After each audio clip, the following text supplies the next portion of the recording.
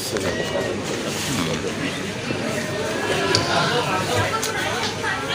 ala Muhammad. Allahumma sholli alaihi. Baiklah para jamaah sekalian, alhamdulillah guru kita Al-Habib Ahmad bin Novel bin Jindan telah bersama kita. Marilah kita dengarkan mau'izah hasanah, segala nasihat dan ilmu yang akan disampaikan oleh guru kita Al-Habib Ahmad bin Novel bin Jindan. Mari kita jadikan hati kita gelas yang kosong sehingga kita bisa menerima berbagai ilmu dan nasihat dari guru kita. Kepada guru kita Al-Habib Ahmad bin Novel bin Jindan, bersilakan. Shallu ala Muhammad.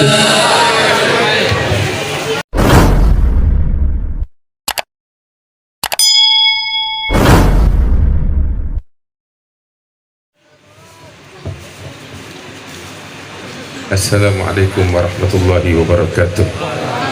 Alhamdulillah alladzi hadana li hadza wa ma kunna linahtadiya laula an hadana. Allahumma salli wa sallim wa barik wa karrim ala sayyidina Muhammadin miftah bab rahmatillah adada ma fi ilmillah salatan wa salaman daimain bidawami mulkillah wa ala alihi wa sahbihi wa man wala. Amma ba'du, alhamdulillah. Yang saya hormati, saya cintai para habaib, para kiai, para asatidz, hadirin dan hadirat yang dimuliakan oleh Allah Subhanahu wa taala. Di dalam hari yang mulia ini kita dikumpulkan oleh Allah Taala untuk memperingati Maulid Nabi Muhammad SAW, untuk mengenal sosok yang agung, manusia mulia, manusia yang sangat sempurna. Fisiknya sempurna, akhlaknya sempurna, ajarannya sempurna, tuntunannya sempurna. Itulah Nabi besar Muhammad sallallahu alaihi wasallam yang disebutkan oleh Allah Taala, al-yawma akmaltu lakum dinakum wa atmamtu alaikum ni'mati wa raditu lakum al-islam dinan. Hari ini aku sempurnakan agama kalian, dan agama tidak menjadi sempurna melainkan dengan sosok Muhammad SAW yang sempurna. Hadirin wal hadirat yang dimuliakan oleh Allah, pelajarilah tentang sosok beliau, cari tahu tentang beliau. Kita akan dapati beliau adalah panutan yang terbaik dalam segala hal. Pembacaan rawi yang kita baca, ambil kabar, kita nggak bakal kenal sosok Nabi Muhammad SAW hanya dengan sebatas membaca rawi, membaca kitab maulid. Gak bakal. Sebab sehebat apapun ulama, pujangga, penyair melukiskan tentang Nabi Muhammad SAW, mereka tidak akan pernah mampu melukiskannya dengan sempurna sama sekali. Habib Ali sendiri mengatakan, mengutip ucapan Imam Ibn Farid, kamulat mahasinuhu falau ahdas sana lil badri inda tamamihi lam yakhsafi wa ala tafannuni wasifihi biwasfihi yafna zaman wa fihi ma lam yusafi. Sempurna keindahannya, cahayanya, ibaratnya seperti matahari yang bersinar terang. Kita arahkan senter kecil kita ke arahnya, gak bakal membuat matahari menjadi redup. Pujangga, penyair, sehebat apapun mereka mengungkap, sepanjang apapun masa diberikan kepada mereka, semua Nabi Muhammad gak bakal pernah selesai untuk diungkapkan. Bagaimana tidak? Kita sekarang tahun 1446 Hijriah, 1446 Hijriah, berarti telah berlalu sekitar 1436 tahun dari sejak wafatnya Nabi besar Muhammad SAW. 1436 tahun dari sejak wafat beliau hingga detik ini, ulama menulis tentang beliau dari berbagai aspek, dari berbagai sisi, dari berbagai sudut, hingga detik ini nggak selesai. Kalau mau dikumpulkan tulisan-tulisan yang ditulis oleh para ulama tentang sosok Nabi Muhammad SAW, saya nggak bisa bayangkan berapa ratus ribu jilid dituliskan tentang Nabi Muhammad SAW. Tahu apa yang membuat demikian? Yang membuat beliau demikian karena memang beliau adalah Al-Quran yang hidup. Sayyidatuna Aisyah ketika ditanya tentang akhlak baginda Rasul SAW, beliau katakan kana khuluquhul Quran.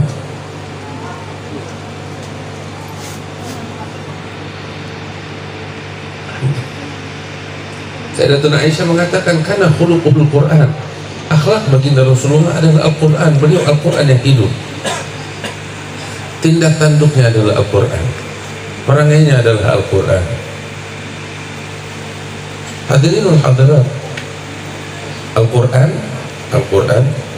Allah Ta'ala mengatakan tentangnya, Qul law kana al-bahru midadan li kalimati rabbi lanafida al-bahr qabla an tanfada kalimatu rabbi walau ji'na bimithlihi madada. Katakan, apabila lautan samudra kami ubah menjadi tinta untuk menafsirkan, untuk menuliskan tentang ayat-ayat Allah, tentang kalimat Allah Subhanahu wa ta'ala, tentang firman Allah, maka lautan samudra akan sirna, sedangkan firman Allah tidak akan pernah selesai untuk dituliskan. Ma farratna fil kitabi min syai'. Itu adalah Al-Quran, dan sosok Nabi Muhammad adalah Al-Quran yang hidup, Al-Quran yang berjalan, Al-Quran yang ada di muka bumi. Maka itu nggak bakal pernah selesai ketika kita berbicara tentang sosok Muhammad SAW. Bahkan setiap detail dari sosok Nabi Muhammad SAW dituliskan oleh Allah Ta'ala di dalam Al-Quran. Fisik beliau, mata beliau disebut, dada beliau disebut, zahar, punggung belakang beliau disebut oleh Allah Ta'ala. Ini fisiknya. Allah Ta'ala bilang, alam nashrah laka sadrak. Bukankah kami telah melapangkan apa? Sadrak, dadamu. Dadanya Nabi Muhammad, ini dada Allah sebut dalam Al-Quran. Siapa umat manusia yang dadanya disebut oleh Allah Ta'ala dalam Al-Quran? Dan ketika Allah menyebut dada Rasulullah SAW, artinya apa? Setiap huruf dari sadrak itu mengandung makna yang dalam, yang disebutkan oleh Allah. Kalau samudra berubah jadi tinta untuk menyebutkan, menafsirkan tentang kalimat itu, samudra akan sirna, sedangkan kalimat Allah tidak akan pernah selesai. Allah menyebutkan dalam nashrah laka sadrak wa wada'na anka wizrak alladhi anqadha dhahrak. Punggung beliau disebut oleh Allah Ta'ala, sebutan beliau disebut, umur beliau disebut, la amruka katanya Allah Ta'ala, innahum lafi sakratihim ya'mahun.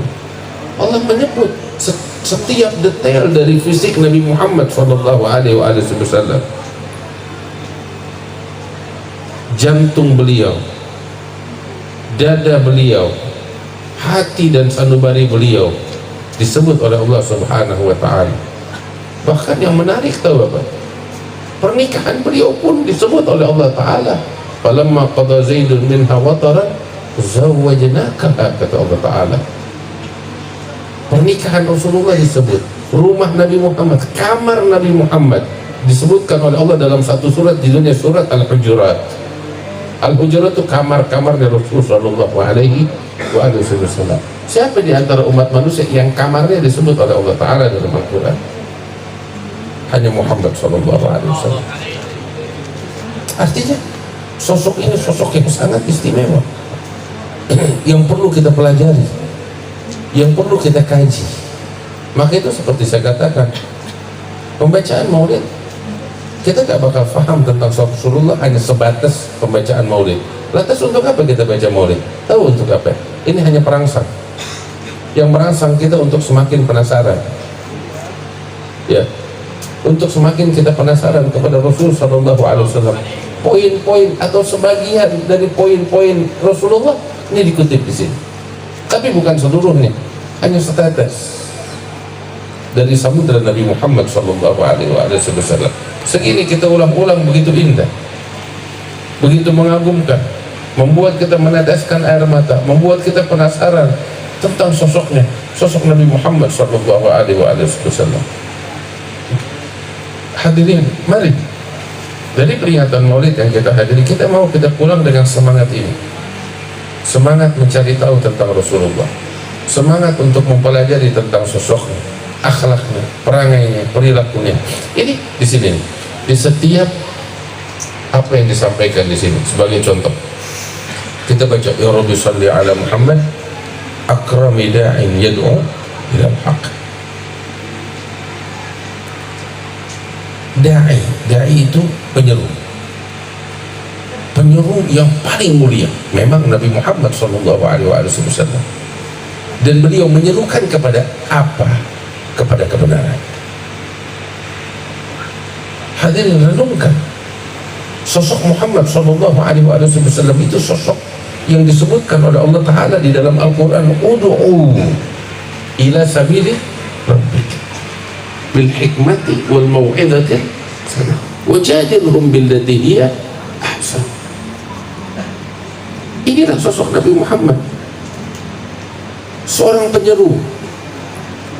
Ketika dibacakan ini untuk kita, akan tergambar, oh inilah identitasnya Nabi Muhammad sallallahu alaihi wasallam. Inilah sosok beliau ketika hadir di tengah-tengah manusia sebagai penyeru yang menyeru manusia kepada kebenaran. Beliau tidak menyeru kepada hawa nafsunya, beliau tidak menyeru untuk kepentingannya, tetapi beliau menyeru umat manusia kepada Allah, ke jalan yang lurus demi kebaikan umat manusia. Hadirin yang dimuliakan Allah, ketika kita diperkenalkan dengan sosok semacam ini, harusnya orang yang memiliki akal sehat dan hati bersih akan jatuh cinta dengan sosoknya. Kita akan dihadapkan dengan sosok yang tulus, sosok yang rela berkorban, yang memberi tanpa pamrih, yang peduli tanpa pamrih. Muhammad sallallahu alaihi wasallam itu dibacakan seperti ini, akrami da'in yad'u ilal haq. Terus ketika dibacakan ya Rabbi salli ala Muhammad al-Mustafa as-Sadiq al-Musaddaq. Nabi Muhammad sallallahu alaihi wasallam adalah sosok yang dipilih oleh Allah Subhanahu wa taala, nabi pilihan, Sadiq yang jujur, al-Musaddaq yang terpercaya, yang dipercaya. Ketika kita membaca ini, kita harus pahami, oh Nabi Muhammad seumur hidupnya adalah sosok yang jujur. Artinya apa? Nggak pernah ada tuh, kita nggak pernah dapetin Nabi Muhammad berdusta seumur hidupnya. Teman-teman, ini bukan hal yang mudah loh. Saya tidak berbicara tentang mukjizat, tapi saya berbicara tentang suatu perangai seorang manusia. Terlepas beliau seorang nabi, tetapi ini perangai adalah perangainya seorang manusia, Nabi Muhammad SAW. Beliau dari sejak kecil, dari sejak lahir hingga wafat, beliau menjaga dirinya dari kebohongan. Dan ini bukan perkara yang mudah, teman-teman. Ini dilakukan oleh Rasul sallallahu alaihi wasallam. Tidak ada track record yang mencatat Rasulullah pernah berbohong. Dan hal ini diakui bahkan oleh orang-orang yang membenci Nabi Muhammad sallallahu alaihi wasallam. Tatkala Abu Sufyan berada di negeri Syam, di ibu kota Romawi, saat itu Kaisar Romawi, Kaisar Heraklius, memanggil Abu Sufyan. Kemudian ditanya, apakah kamu mengenal laki-laki di Mekah yang mengaku Nabi yang bernama Muhammad? Abu Sufyan bilang, saya mengenal, dan saya adalah keluarga, masih punya hubungan keluarga dengannya, keluarga dekat, sebab masih sepupu dengan Rasulullah SAW. Berarti kamu mengenalnya? Iya, saya mengenal. Kalau gitu, duduk di sini, diinterogasi. Sebab Kaisar Heraklius nggak punya informasi lengkap, detail tentang sosok Nabi Muhammad SAW. Dipanggillah Abu Sufyan, ditanya. Di antara pertanyaan yang diajukan oleh Kaisar Heraklius kepada Abu Sufyan, Kaisar Heraklius bertanya, wa hal tattahimunahu bil kadhib qabla an yaqula ma qala. apakah kalian pernah mendapati sosok Muhammad ini berdusta sebelum dia menyerukan seruan risalahnya? Maka Abu Sufyan mengatakan, la, kami tidak pernah dapati sosok Muhammad berdusta sama sekali. Kami tidak pernah dapati itu. Padahal saat itu Abu Sufyan seorang kafir yang memerangi Nabi Muhammad SAW. Tapi dia nggak bisa, dia mengakui Muhammad ini nggak ada cacat. Kebohongan seumur hidupnya nggak pernah dia lakukan. Sampai Kaisar Heraklius bilang kepada Abu Sufyan, tahu kenapa saya tanya itu? Ketahuilah, katanya Kaisar Heraklius, Muhammad ini urusan dunia yang menguntungkan dia nggak pernah berbohong seperti yang engkau katakan. Lantas bagaimana mungkin dia berbohong atas nama Tuhan yang kelak kebohongan itu akan merugikan dia? Kebohongan yang menguntungkan dirinya aja dia nggak lakukan, apalagi kebohongan yang merugikan dia. Nggak bakal dia lakukan. Karena itu kata Kaisar Heraklius, kalau dia menyeru bahwasanya dia utusan Allah, ya, selama ini tidak ada track record sebagai pembohong, maka seruan dia, klaimnya dia sebagai utusan Allah juga jauh dari kebohongan. Sebab urusan dunia yang menguntungkan dia nggak berbohong, apalagi urusan mengatasnamakan Tuhan yang kalau dia berbohong akan merugikan dirinya sendiri. Nggak mungkin dia berbohong. Lihat, musuh pun mengakui perangai mulia yang dimiliki oleh Nabi Muhammad SAW. Maka itu ulama bilang, wal fadlu ma syahidat bihil a'da'u.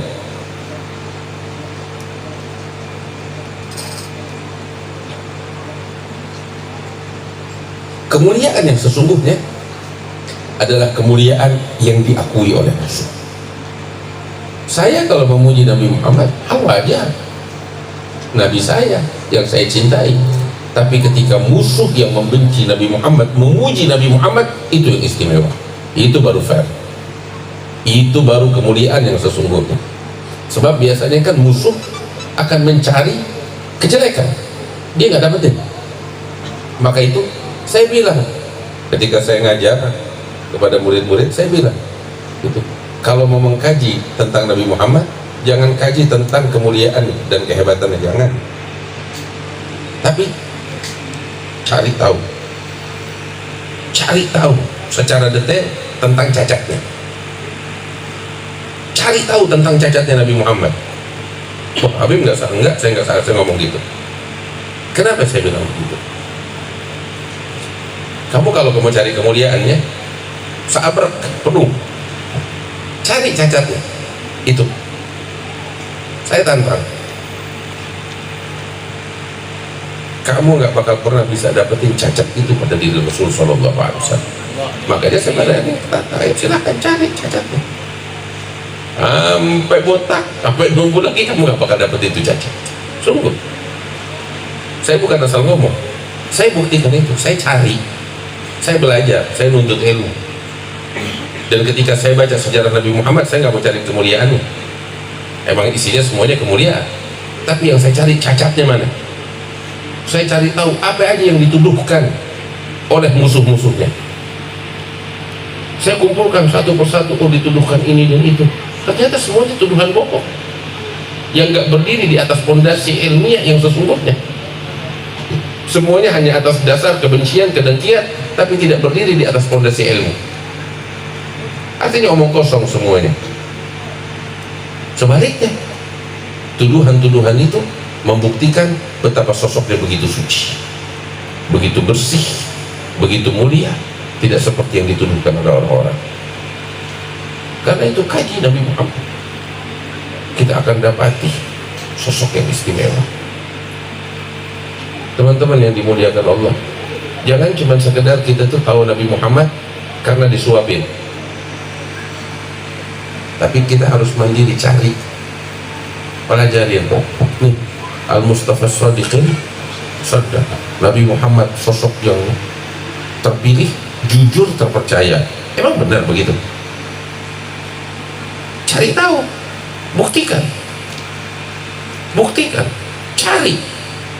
Kan kalau sekarang nih, ya orang dengan mudah cari track recordnya orang lain. Apa katanya tuh jejak digital. Ya.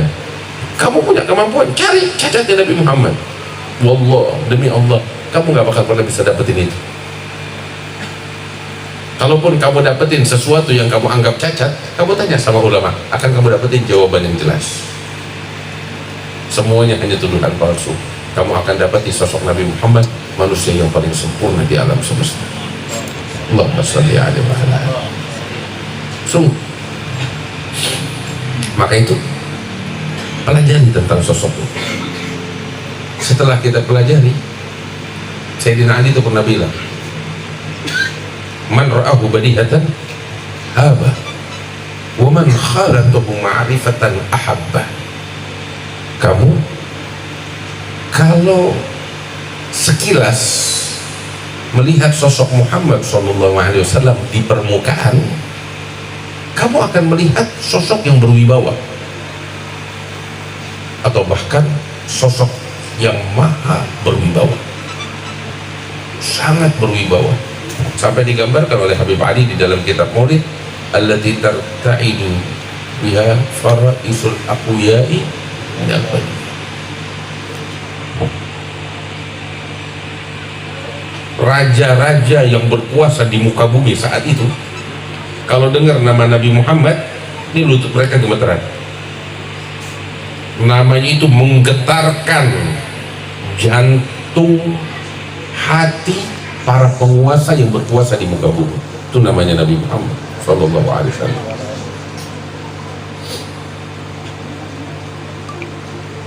Sayyidina Ali bilang, kalau kamu melihat Rasulullah Sallallahu Alaihi Wasallam di permukaan, kamu melihat sosok yang maha berwibawa, kewibawaan yang maha dahsyat. Tetapi waman khalatahu ma'rifatan habba. Tetapi kalau kamu mengenal beliau lebih dalam, pasti kamu akan jatuh cinta kepadanya Sallallahu Alaihi Wasallam. Bagaimana enggak?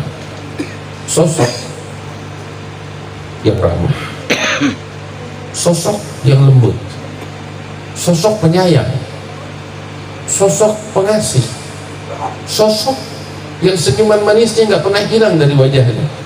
Seberat apapun keadaan, kamu akan dapati dia tersenyum dalam setiap keadaan. Sallallahu alaihi wasallam.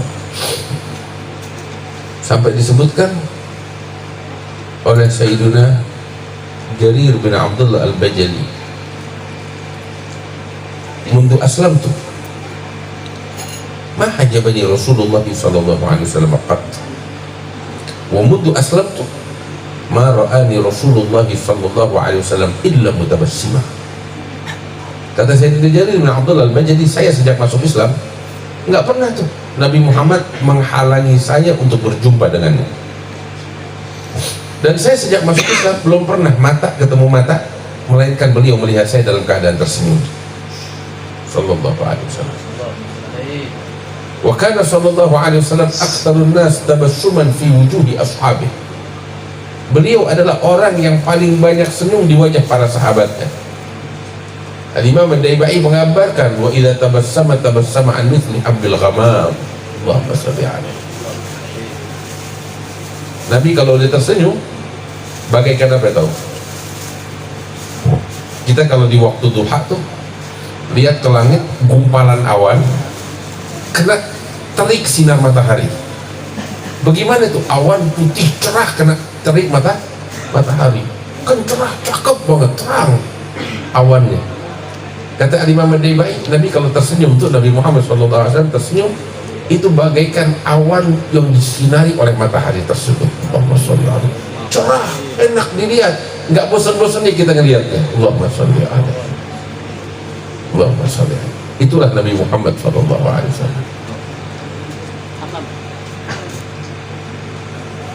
Coba bayangin, gimana orang nggak jatuh cinta dengan sosok macam begini? Peduli, senyuman manis, itu kalau ketemu orang Beliau yang memulai sapaan kepada orang, nggak nunggu disapa. Karena sallallahu alaihi wasallam yabda man laqiyahu bisalam. Beliau yang memulai salam kepada setiap orang yang beliau jumpai. Nggak menunggu penghormatan, beliau menghormati orang lain. Dan Nabi sallallahu alaihi wasallam perangainya, akhlaknya, idza iltafata jami'ah. Itu kalau menoleh, ya. Gayanya Nabi itu kalau menoleh. Kalau kita kan menoleh kepala kita, ya. Kalau Nabi enggak. Itu kalau menoleh, bukan kepalanya yang menoleh ke belakang, tapi seluruh badannya menghadap kepada orang yang memanggilnya. Lah, apa bedanya? Kenapa? Sampai sedetail itu diperhatikan oleh Rasulullah SAW di dalam gerak-gerik. Kita menoleh dengan kepala, dengan menoleh seluruh badan kepada seseorang, itu rasanya beda. Saya manggil seseorang, orang itu menjawab dengan menoleh kepada saya, kepalanya aja, dengan menoleh kepada saya seluruh badannya. Saya akan merasa ketika dia menoleh kepada saya dengan seluruh badannya, dia mencurahkan segala perhatiannya kepada saya. Itu perangainya Nabi sampai sedetail itu. Orang nggak nangkep ke situ, tapi beliau nangkep ke situ, dan itu yang beliau lakukan ketika berperangai kepada orang lain. Idza iltafata jami'an. Kalau menoleh dengan seluruh tubuh. Terus yang menarik tuh, ketika orang menjumpai beliau, itu dengan mudah menyalami tangan Rasul sallallahu alaihi wasallam, dan Nabi menjulurkan tangannya, dan Nabi sallallahu alaihi wasallam tidak melepaskan tuh tangannya dari tangan orang yang menjabatnya, melainkan ketika orang tersebut yang melepaskannya. Sebelum dilepas oleh orang tersebut, Nabi nggak melepaskannya. Allahumma sholli alaihi. Teman-teman, dapetin nggak orang macam begini? Ini loh sosok beliau, inilah perangai beliau, inilah akhlak beliau, dan beliau adalah panutan dalam segala hal.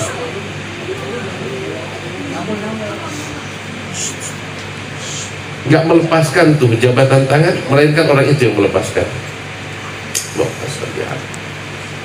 Bahkan sampai itu beberapa orang ketika melihat kelembutan Rasulullah, perangai beliau, akhlak beliau, lemah lembutnya beliau, ya, merasa heran, nggak bisa membedakan mana Nabi, mana sahabat.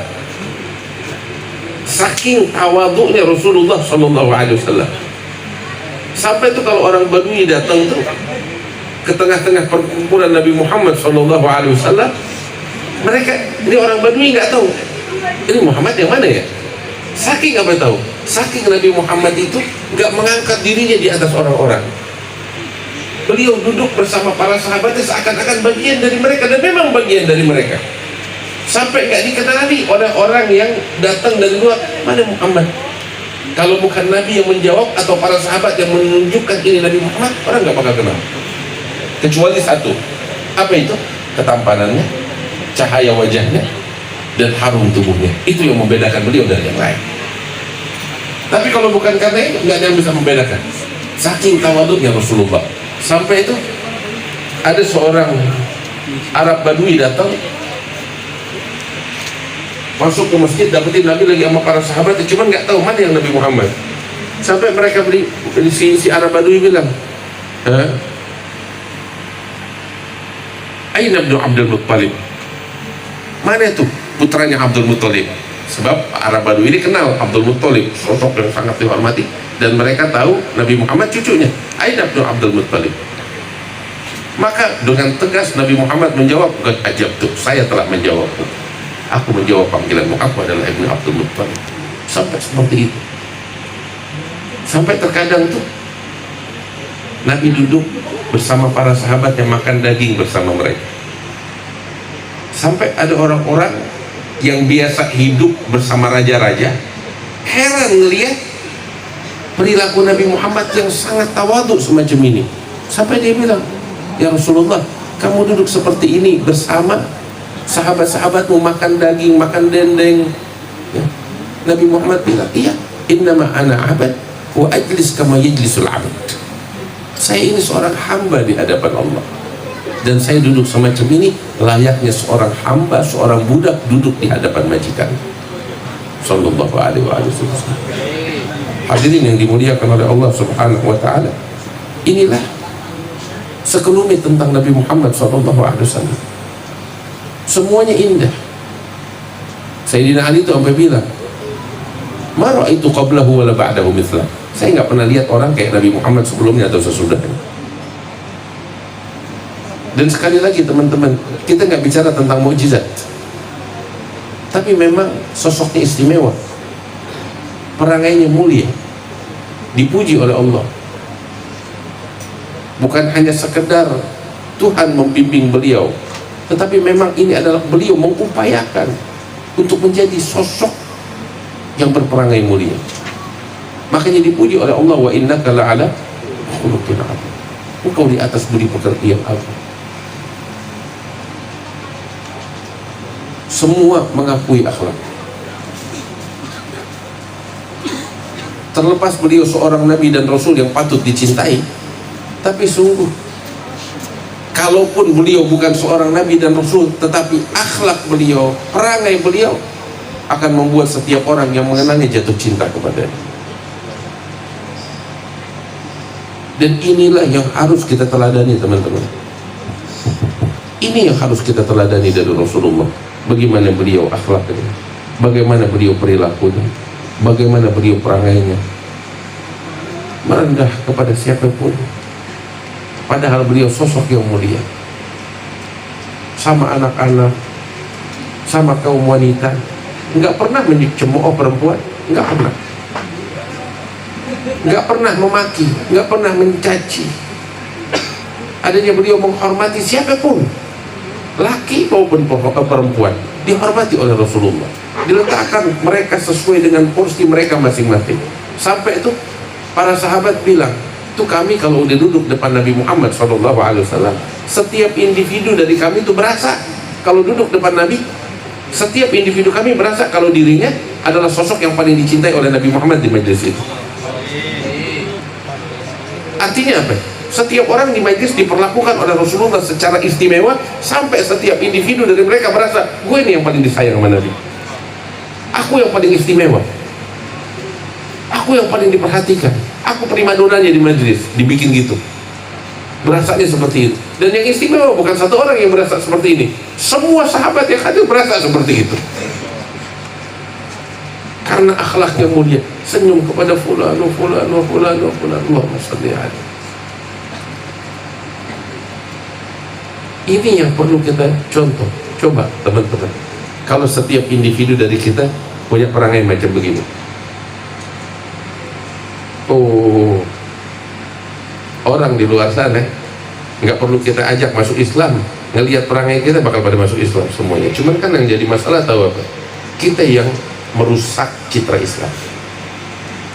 Kita yang merusak citranya Nabi Muhammad SAW. Kita yang merusak citra Islam.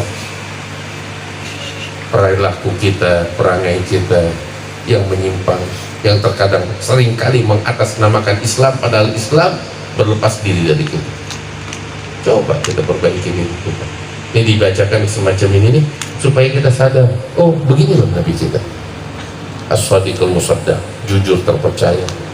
Beginilah Nabi kita, menyeru kepada Allah, bukan menyeru kepada egonya, kepentingannya. Beginilah Nabi kita, Nabi Muhammad, ahlal wara' mantiqan asdaq, kalau ngomong bahasanya manis, halus, cakep dan jujur. Ini loh Nabi kita.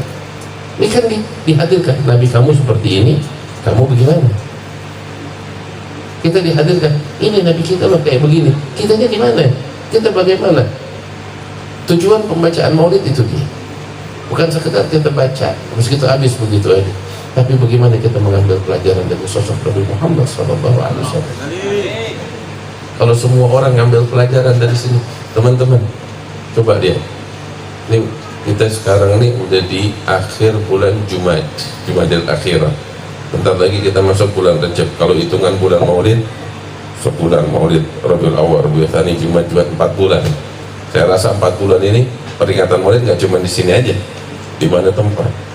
4 bulan kali 30 berapa? 130 hari. 130 hari, hampir tiap hari kita hadir Maulid. Katakan 50 kali kita hadir Maulid selama ini. Ya, 50 kali loh hadir Maulid. Apa yang kita dapat? Harusnya maulid-maulid yang kita hadirin ini mengubah kita menjadi lebih baik. Harus. Nah, ini introspeksi kita. Kenapa kita masih di sini? Kenapa belum di langit kita? Kenapa langkah kita masih di sini, belum jauh langkah kita? Tujuan peringatan maulid bukan cuma sekedar lantunan qasidah, tapi bagaimana kita merenungkan ini semua, mengambil pelajaran dan menjadikan ini sebagai pedoman dalam kehidupan kita. Insya Allah Allah kasih keberkahan pada kita sekalian. Hadirin yang dimuliakan oleh Allah Subhanahu Wa Taala. Mungkin ini sedikit yang bisa saya sampaikan. Mohon maaf saya nggak bisa lama-lama karena masih ada acara lagi. Pada beberapa tugas di Bekasi. Mudah-mudahan Allah kasih keberkahan pada kita sekalian, dan mudah-mudahan Allah angkat derajat almarhum orang-orang tua kita, guru-guru kita. Dulu saya kalau datang ke sini masih ada Habib Soleh Ba'agir. Allah yarhamu rahmatullah, insyaallah rahimahullah. Ya, rahimahullah. Mudah-mudahan Allah angkat derajat beliau, Allah ampuni dosa-dosa beliau. Mudah-mudahan kita semua dijadikan oleh Allah sebagai para pencinta sejati kepada Nabi Muhammad SAW. Alhamdulillah, para habaib kita masih ada di tengah-tengah kita. Mudah-mudahan dikasih panjang umur oleh Allah Ta'ala, bisa membimbing kita ke jalan yang diridhoi oleh Allah. Para kiai, para ulama, kita saling membahu di dalam ketakwaan kepada Allah, di dalam mencari ridha Allah, di dalam mendekatkan diri kita kepada Allah Subhanahu Wa Ta'ala. Wa ta'awanu 'alal birri wat taqwa. Mudah-mudahan Allah berkahin kita, Allah jadikan kita sebagai manusia-manusia yang bertakwa kepada Allah Ta'ala. Allahumma ja'al jam'ana hadha jam'an marhuma, tafarruqana min ba'dihi tafarruqan ma'suma, wa la taj'al fina wa la minna wa la ma'ana syaqiyyan wa la mahruma bi rahmatika ya arhamar rahimin wa judika ya ajudal ajudin wa rahimal masakin wa dzal quwwatil matin. Wa sallallahu ala sayyidina Muhammad wa ala alihi wa sahbihi wasallam. Walhamdulillahi rabbil alamin. Lebih kurangnya mohon maaf. Assalamualaikum warahmatullahi wabarakatuh.